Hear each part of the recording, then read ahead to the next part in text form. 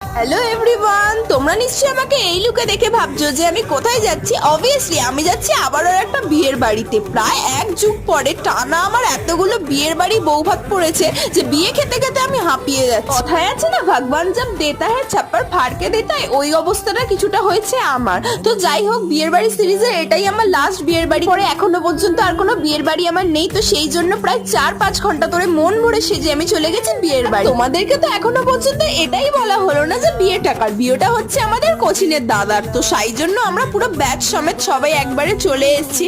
তো এসেই প্রথমে স্টার্টার খেয়ে নিয়ে কিছু ছবি টবি তুলে দাদাকে গিফট দিয়ে দিলাম। আর দেওয়ার পরে তারপর আরো স্টার্টার মকটেল টকটেল সবকিছু খেয়ে 90% পেট ভরিয়ে নেওয়ার পর আমার মনে হলো যে এত কিছু খাওয়ার পর তো আমি মেন কোর্সটা খেতেই পারবো না। তাই ব্লু লাগুন আর মজিতো খেয়ে ভাবলাম পেটটাকে একটু ফাঁকা করা যাক। আর পেটটা ফাঁকা হওয়ার পরে কিন্তু আমি চলে গেছিলাম ফুচকা খেতে, আর তারপর চলে গেছি মেন কোর্স খেতে। তার ভিডিও আর নেই, ভালো লাগলে সাবস্ক্রাইব করো, বাই।